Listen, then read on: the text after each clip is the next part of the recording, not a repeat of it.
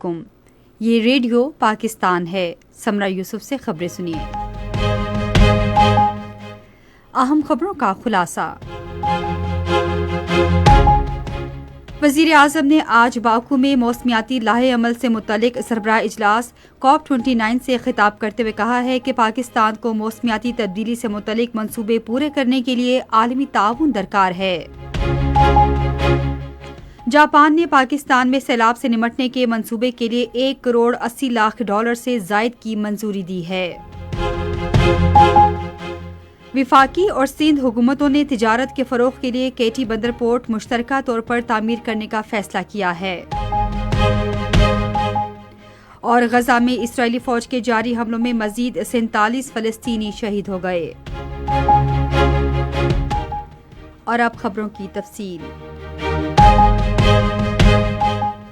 وزیر اعظم شہباز شریف نے عالمی برادری پر زور دیا ہے کہ وہ موسمیاتی تبدیلی سے نمٹنے کے لیے اپنے وعدے پورے کرے۔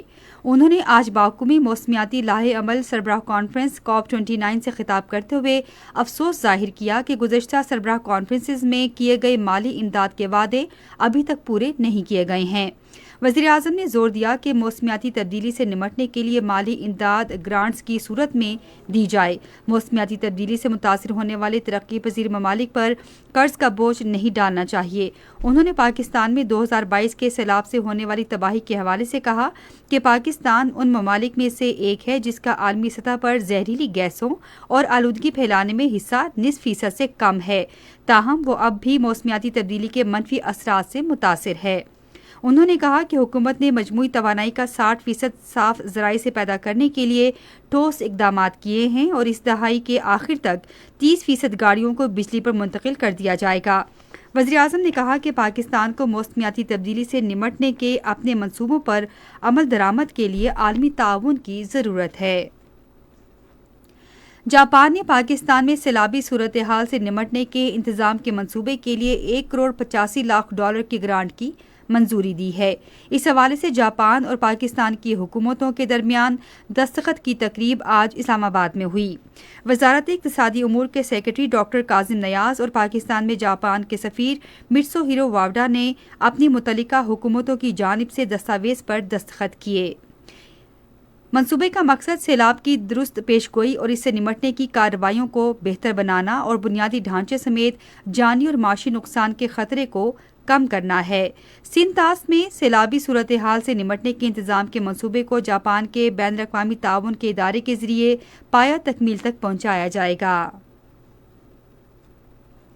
چیئرمین سینٹ سید یوسف رضا گیلانی نے پالیسیوں کے تسلسل اور پائیدار اقتصادی ترقی کو یقینی بنانے کے لیے میثاق معیشت کی تجویز دی ہے۔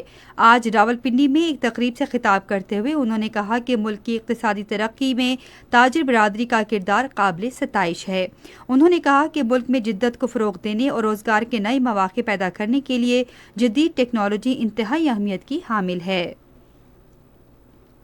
وزارت مذہبی امور اور PIA کے درمیان حج پروازوں کے حوالے سے ایک معاہدہ طے پایا ہے۔ معاہدے کے تحت قومی ایئر لائن 35,000 عازمین کو سفری سہولت فراہم کرے گی جو سرکاری اسکیم کے تحت حج ادا کریں گے۔ وزارت مذہبی امور کے ایک ترجمان کے مطابق سعودی ایئر لائنز اور دیگر ملکی ایئر لائنز کے ساتھ معاہدوں کو بھی جلد حتمی شکل دی جائے گی۔ سندھ اور وفاقی حکومت نے تجارت کو فروغ دینے کے لیے سندھ کی ساحلی پٹی پر کیٹی بندر پورٹ تعمیر کرنے کا فیصلہ کیا ہے۔ یہ معاہدہ بحری امور کے وفاقی وزیر قیصر شیخ اور وزیر اعلیٰ سندھ سید مراد علی شاہ کے درمیان آج کراچی میں ملاقات کے دوران ہوا۔ ملاقات کے دوران کیٹی بندر پورٹ کی تعمیر کو وقت کی ضرورت قرار دیا گیا۔ متعلقہ حکومتی اداروں کی اسمگلنگ کے خلاف کارروائیاں جاری ہیں۔ گزشتہ ہفتے کے دوران ملک بھر سے 7.8 میٹرک ٹن کھاد، 5.5 میٹرک ٹن چینی، 1052 سگریٹ کے کارٹن، 320 کپڑے کے تھان اور 2,10,000 لیٹر ایرانی تیل قبضے میں لیا گیا۔